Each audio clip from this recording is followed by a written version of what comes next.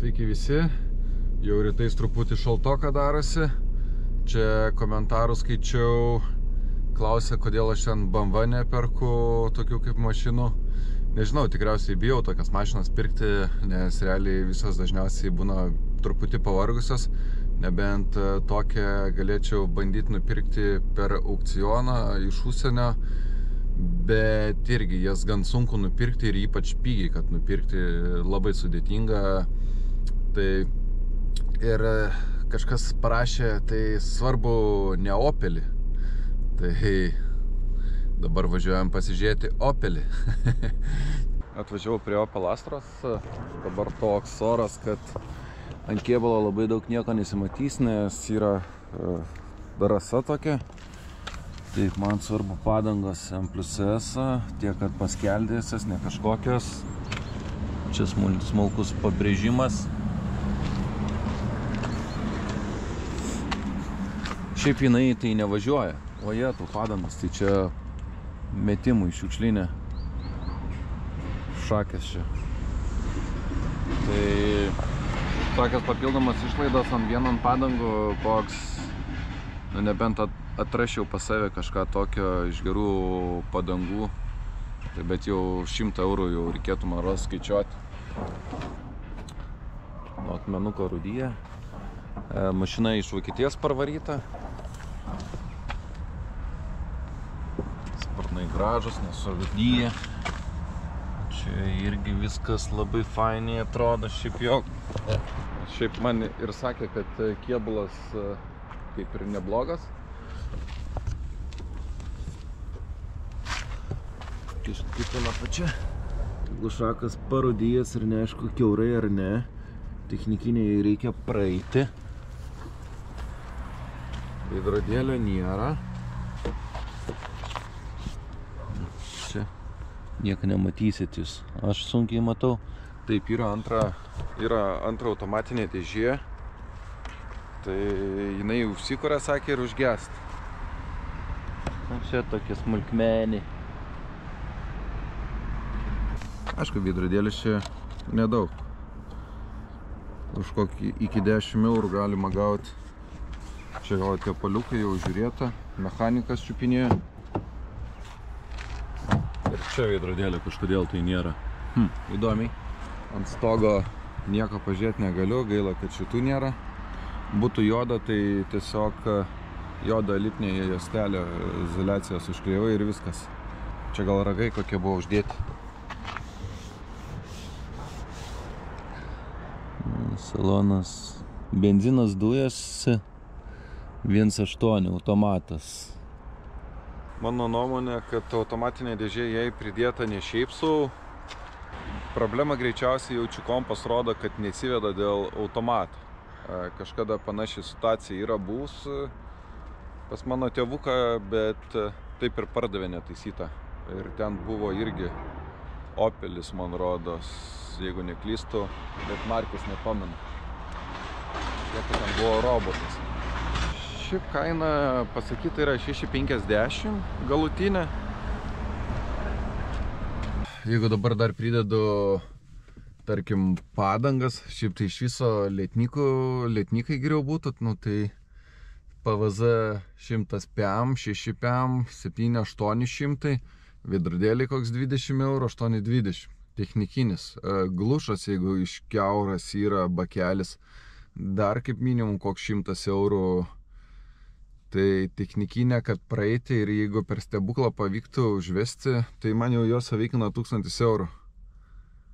Aš čia gal parduočiau už 1,5 geriausiu atveju. Jinai yra 4 ar 5 metų. Ja, kėbulas gražus, tai nieko nesakau.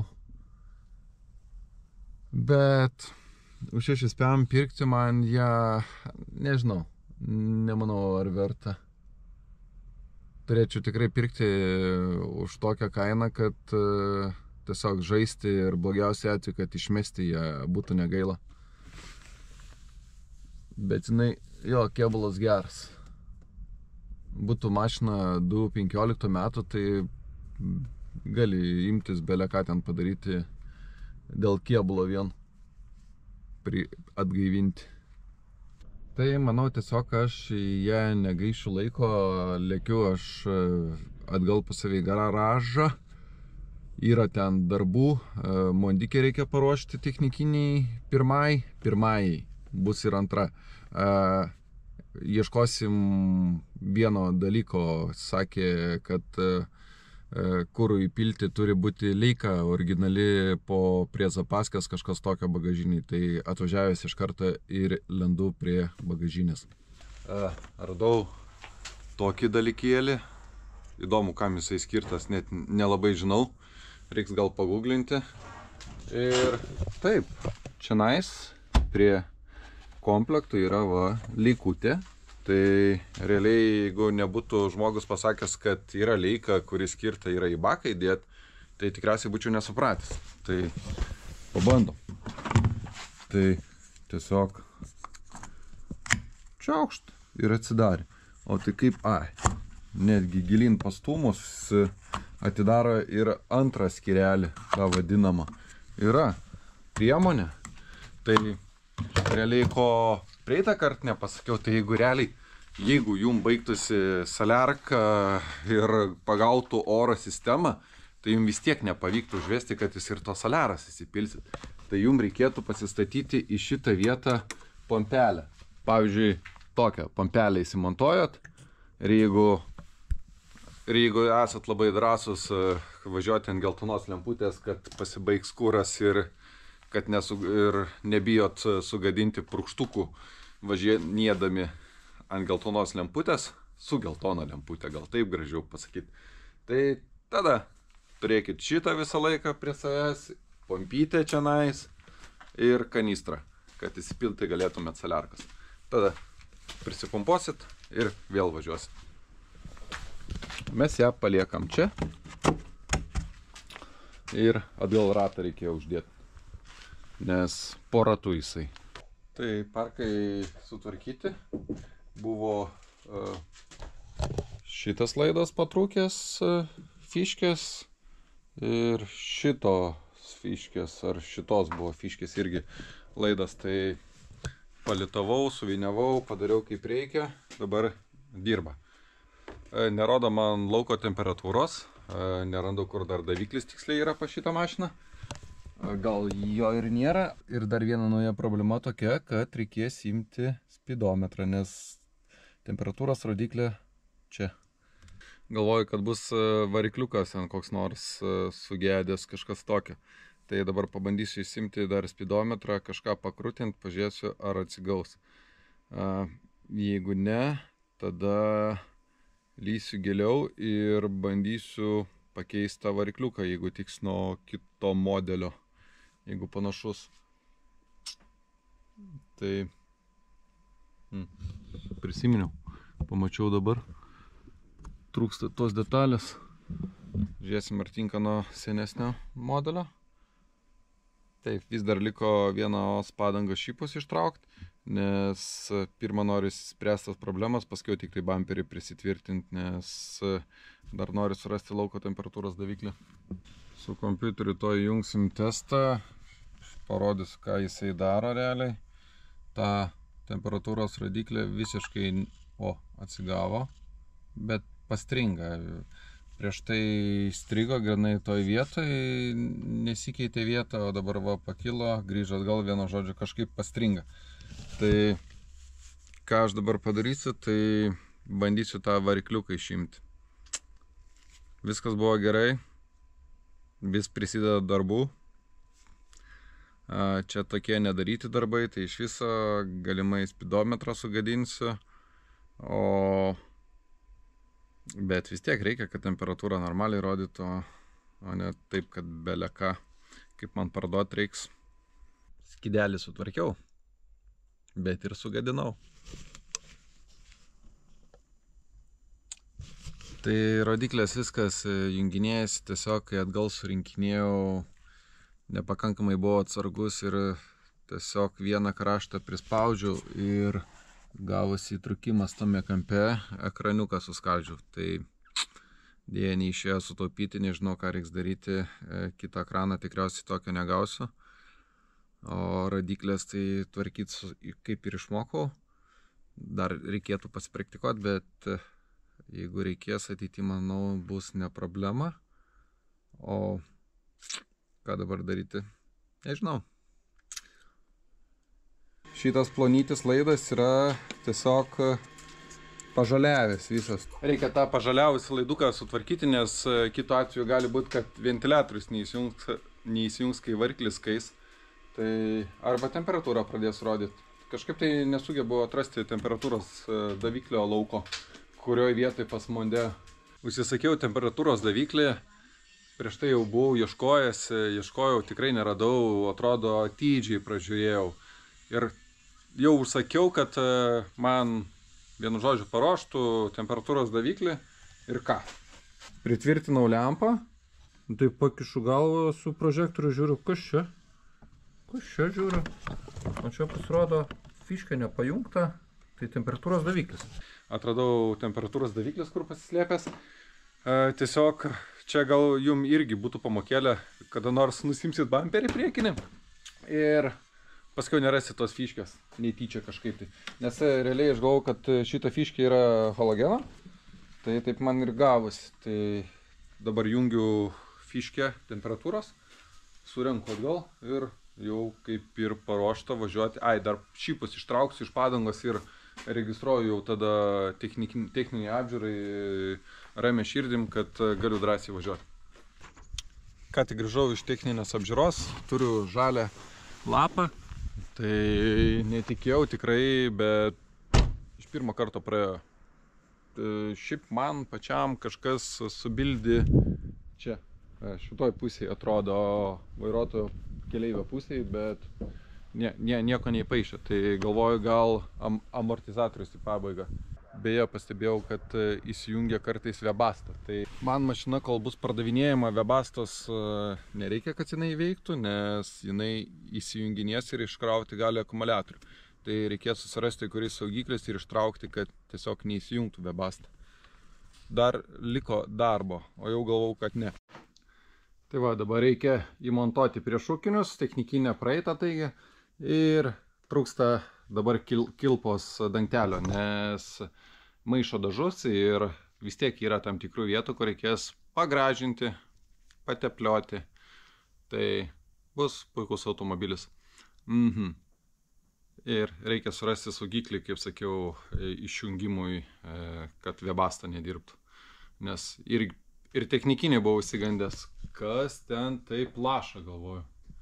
Tai šiaip nemažai išbėga vandens kondensato nuo Webastos, tai galvoju, bene kažkur prasileidau, bet viskas gerai. Taip ir nepavyko surasti kol kas saugiklis, kuris atsakingas už Webastą, kuris, nežinau tiksliai ten Webasto ar kaip ten vadinasi, kad salone ventiliatorių įjungia, pučia kažkiek laiko, nors dabar garaže stovint, tai nepastebėjau, kad pūstų. O priešrūkus jau mes sudėjom, tai viskas sutvarkyta, dabar reikia tiesiog išvalyti ją. Čia kaip ir daug nieko valymo nėra iš vidaus, realiai pats svarbiausias valymas yra bagažinė. Ir gal lemputę reikėtų pakeisti, nes netgi prieš technikinį, jeigu ką, tikrai pasitikrinau, ar šviečia prieš įvažiuojant į vidų, tai tiesiog trinktelį atsigauna. Tai turiu aš tų lempučių, tiesiog jaučiu pakeisti reikia, nes tikrai dažnai įsijungia ta lemputė. Atrodo, lemputė kaip ir pakankamai gera, bet dedam naują tiesiog. Ta geriau atrodo. Su pirštinėm esu, bet imu vis tiek su šluoste. Nors gal šluoste irgi kokių riebalų esu ten pačiupinėjęs, bet su pirštinė daugiau visokių nesąmonių dariau. Dabar tai. Nu jo, netgi siūlelis įkritęs į vidų, siūlelis atrodo įkritęs į vidų, o pas naują pakilęs į viršų. Nežinau, ar matos. Jeigu toks variantas nepasikartos, kad numerių apšvietimas nešviečia, tai tiesiog taip ir paliksim. Bet jeigu užgestų šviesa, vėl nešviestų numerio apšvietimas, tai tada laiduose paieškosim problemos, bet jinai jau stovės pardavimuose. Tai nežinau, kaip iš tikrųjų.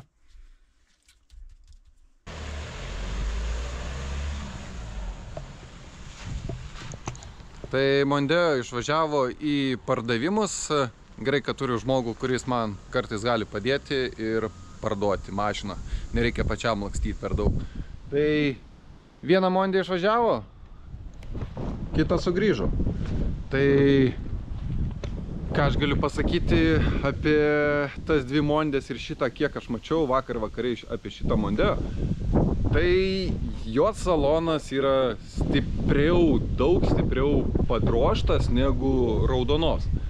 Bet jinai yra po servizo. Jo servizas buvo atliktas šių metų Liepos mėnesį vidury. Tai yra pakeisti nauji stabdžių diskai, nauji suportai galiniai abieji ir naujos kaladėlės, kiek mačiau. Gal ir daugiau kažkas yra pakeista, tai paskiau pamatysim. Tai dabar kas vėl apie ją? Tai turi vėl toj pačioj pusėje suvarytą priešrūkinį. Stiklas, kaip ir mačiau, lyg tai nebuvo įtrūkimo. Nu, turi tų akmenuko įdaužimų. Taip, slenkščiai tokie biškiai irgi, kaip lyga toj pusėje atsimušinėja nuo akmenukų irgi. Na, aišku, jinai neplauta, dabar stipriai nesimato. Eilinė Mondeo lyga, tai čia dažai. Nu, pasilupinėja. Kablį turim. Parkų pas ją nėra šį kartą. Čia nežinau, kaip suškurkė trinta, kas čia daryta. Reikėtų papoliruoti gerai. Taip, šitoj pusėje irgi dažai pasilupinėja. Tai nežinau tiksliai, ką su tą vietą darysiu. Ir čia duobė ant sparno. Tai varžtai, matau, yra nuo lietų diskų susukti. O pas mane tik tai skardas atkeliavo, bet ir aukcioninė buvo sudėta lietų diskų. Tai savininkas pasiliko savo. O priedą įdėjo dar paprastų skardinių ratų su šipais. Išorė tokia, o kas iš vidaus? Vidus, štai, duobė. Kodėl čia tai padarė? Išpjovė. Tai man reikės ieškoti gal dalies kilimo. Jo, čia keičiasi kilimas. Kilimo man reikia kito, tos putos reikia. Reikės gal pritaikysiu ir seną. Mondeo dar turi detalę. Reikia sėdynės. Vairas toks paplyšęs, bet kažką su jo sugalvosim. Šitos reikia detalės. Na ir šitą reikėtų pakeisti irgi, man rodos, turėtų įsitraukti, nes šitas matau, kad išsiema. Tai šitas mygtukas turėtų galimai irgi išsimti. Tai šito dar reikia. Gal yra kur nors mėtasi, nulaužtas. Kaip dėžės sankaba nežinau, taipogi šildomos sėdynės. Pas raudoną tikrinau tikrai užpakaliuką šilo.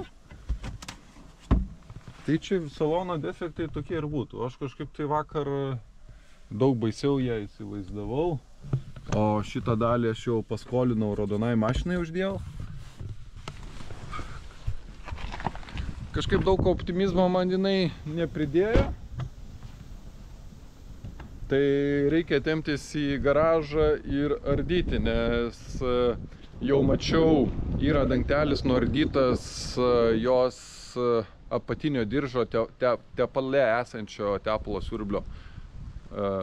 Taip, neklystu. Ir jisai jau yra dantukai nuėsti, nuvaryti. Tai šiuo atveju ne viršutinis diržas suvarytas, o apatinis, kuris būna ir dažniausiai. Tai čia 1.8 su mažiau kilovatų, ne 92, o 74 ar keli tenais. Šitą tikrai jau važiuosi cheminį, man taip atrodo. Ant tos raudonos tai pataupiau, nes tiesiog prasirbliavau gerai ir tiek. O čia tai jau reikia cheminio. Čia va, kokia košė, purvo. Arba su visu salonu pakeisti.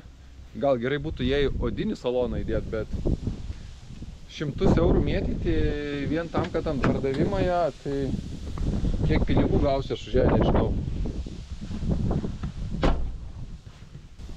jinai 2008 metų. Oba, šitą defektą nemačiau, guma. Reikia kitos. Kai tik važiuoti į vidų reikia mano Fordams, žiūriu, lynuot pradėti, tai vėl po truputį šlampa. Tai bandom nusikelt, šį kartą viens.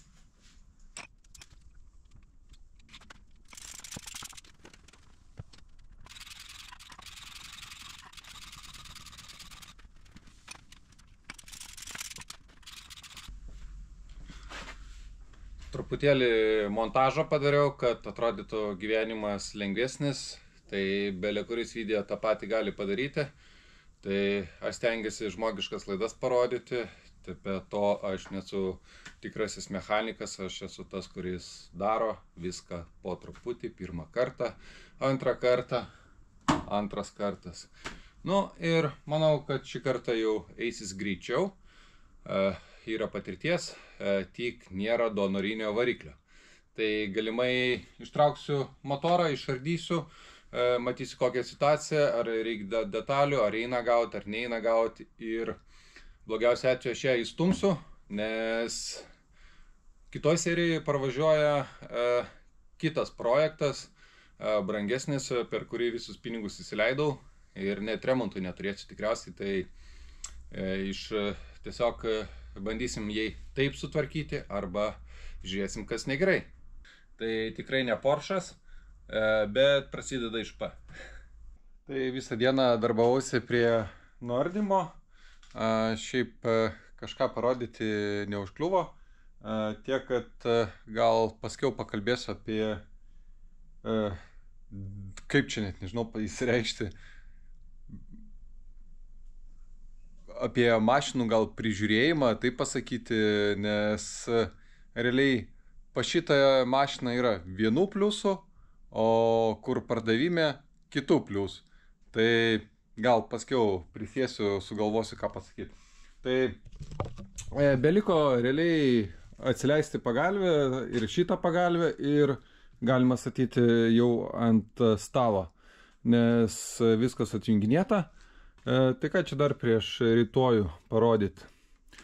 Tai vėlenėlis lūžęs per tą vietą, čia irgi lūžęs. Manasis prieš tai nebuvo lūžę viršutiniai vėlenėliai, tai kas viduj darysis, nežinau.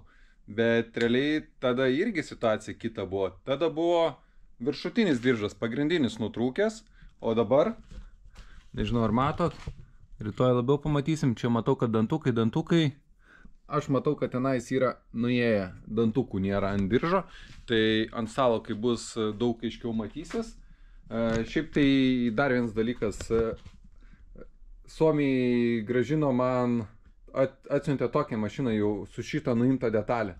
Tai transportavimas, tepalų bėgimas, nežinau kaip jie čia taip negerai padarė.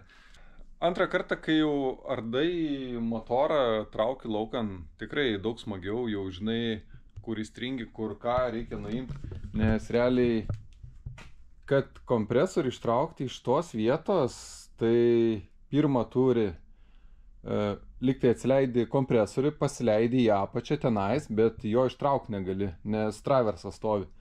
O paskiau nusiemi generatorių ir tada starterį dar nusiemi ir tada gali ištraukti.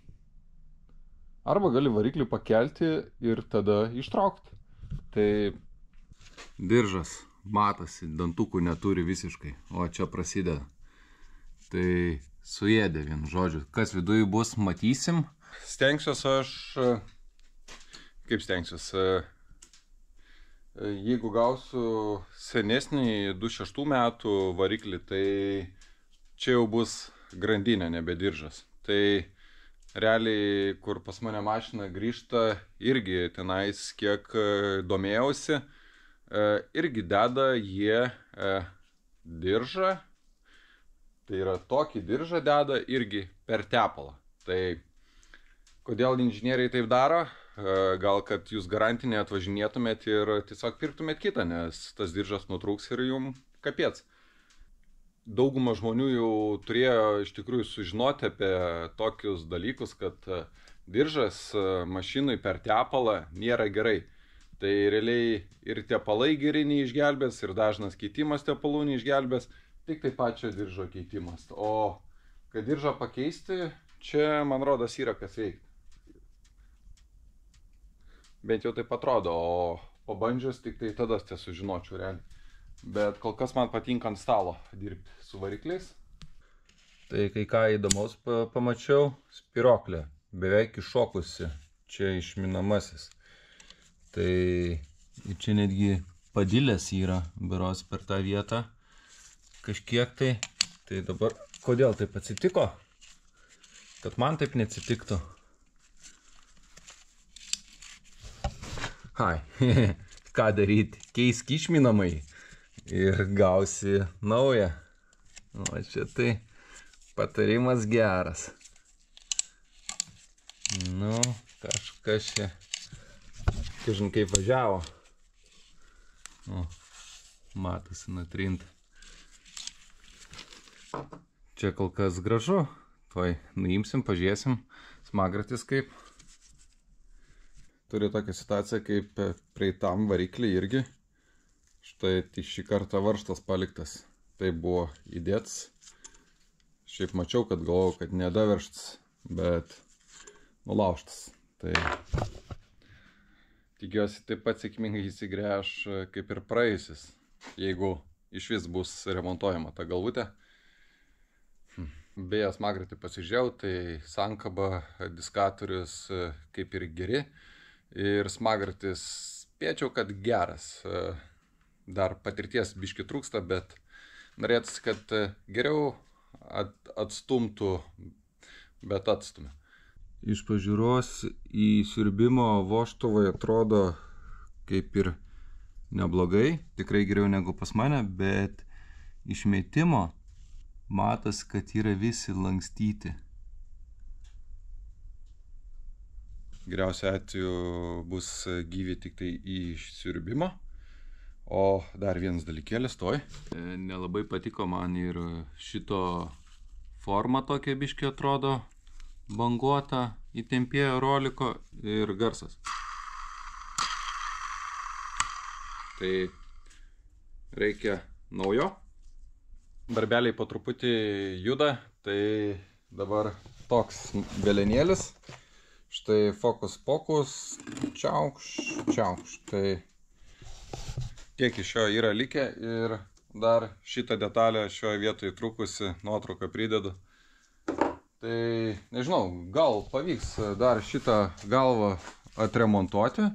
Dabar atsisuku varžtus, pasižiūrėsiu kas, nes čia indeklai dedasi, tai tiesiog nuo tos galvos perdėčiau indikliukus ir velinėlį, kaip ir detalė yra.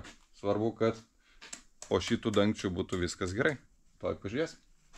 Tai va, visi išmetimo vožtuvai tokie, įsiurbimo kaip ir geri. Šiaip manau, kad turėtų būti tvarkoma galva. Vešim tvarkyti, jeigu jokio greitai alternatyvos nebus. Aišku, dar mes visko čia nematėm. Tai šiaip reikėtų ir 4 stumoklių. 1, 2, 3 ir 4. Čia nieko blogo blokui kaip ir nėra. Tiesiog reikia išvalyti. Tik tai dėl stumoklių. 4 stumokliai. Nauji tai nepigiai gauna. Nu, bandysim skaičiuoti matematiką paskiau. Noriu padėkoti Tomui už kalpokus. Dabar Fordas jau pardavimuose stovi. Dar internete nėra, bet greitų metų bus. Gal jau kai serija eis jau bus įkelta. Ir dabar apie sulūžusius daiktus. Tai lūžęs velenėlis. Tai paėmiau seną galvą. Tai nuimsiu velenėlį. Ir jie turi savo indeklus. Tai su tais indeklais perdėsim ant tvarkytos galvos. Tai galvą nežinau, kada vešiu tvarkyti, nes nelabai pinigėlių yra. Ir nežinau, ką daryti su stumokliais, nes jie yra taip pažeisti. Tai kaip reikėtų ir naujų. Tai vien dėl to reikėtų laukti, manau, donoro kažkokio, nes nepigiai gausis vien stumokliai arba paieškosiu naudotų, bet ir indeklai. Yra indeklų reikia naujų, standartinių. Biški baisiau, čia jau paėjęs, patrupėjęs, pradėjęs vilk. Naujas diržo komplektas turi eiti. Šiaip nemažai pinigėlių į remontą. Tai labiau linkęs, dar pasiskaičiuosiu, labiau linkęs esu donorą kažkokį surasti, pakeisti variklį iš dirbančios mašinos. Nes realiai gautųsi, nežinau tiksliai kiek, bet pabandysiu paskaičiuoti. Dar prie Fordo grįšim. Ačiū, kad prisidedat prie garažo tikslo. Kaip visada, ačiū Tadui, Independent ir Dariui už judėjimą į priekį. Tai pinigai įsileisti visi, atvažiuoja dar vienas projektukas iš Suomijos, kurį pamatysim kitoj serijai. Šitą dabar uždedu ratus, uždedu bamperį ir stumsiu į lauką. Realiai pradėjau galvoti, yra tų pigių Fordų, Mondžių, ką aš gausiu už ją, kiek sukišiu motorą. Tai nežinau, ar daryti ko pigiau ir kad parduoti pigiau, ar daryti gerai ir bandyti uždirbti gerai, bet kiek laiko lauksim. Tai nežinau, neapsisprendžiau ties to dalykų. Pastatysiu į lauką, uždėsiu kapotą, bamperį, tegul stovi. Kol yra daug metalo garaže, tai metalą susivešiu, priduosiu, biškį pinigėlių pasidarysiu ir vėl judėsiu į priekį. Vienas iš tų kartų, kai norėtųsi, kad kapotas būtų aliuminis, o ne metalinis, nes kai reikia vienam uždėti, tai yra ką veikti. Tai va, truputį tarpai nesueina, bet toli nevažiuos, tiesiog nurėdės, pastatysim prie garažo, lauks savo eilės. Tai dabar mano raudonas tas Fordukas, tai paskaičiavau apytikriai, gavosi man išlaidos 1600 eurų kažkur tai apytikriai plius minus daugiau mažiau ir pridėjau šį kartą darbą. Tai pridėjau už darbą 400 eurų. Tai pradėsiu sumuoti, gal biškai realiau atrodys, realiai tai man rodo savo nuolaidą neblogą darau. Tai 2000 eurų stovi dabar Fordas, ar pavyks kažką dar uždirbti, tai bus matyt. Šitas savikaina dabar šiuo momentu berods be darbų, tai koks 900 eurų, man rodos. Kažkas tai. Netoli gal kažkas tokio, 900 eurų. Tai prieš lėkdamas namo dar noriu jums padėkoti. Ačiū, kad jūs žiūrėjot. Nepamirškit padėti laiko, tai man labai svarbu ir iki kitų kartų.